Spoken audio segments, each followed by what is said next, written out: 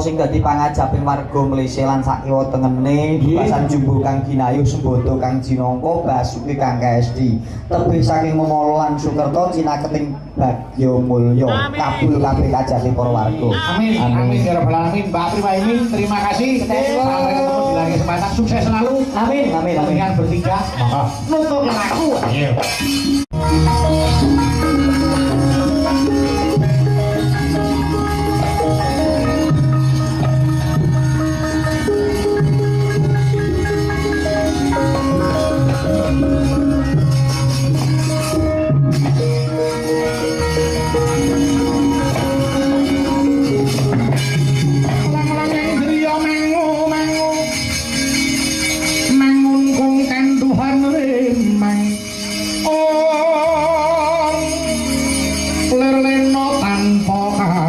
Ndara bimanging ngarawuh wonten Karang Kedempel kepareng daya-daya kula cemedhong dawuh Den Wa Semar kula marmane aku para kahana kene ora ana liya mung kejaba bakal nganti marang Siwa Semar ngerti awa lamun ta para pepundhen Pandhawa ingkang wis pinasrahake marang para mudha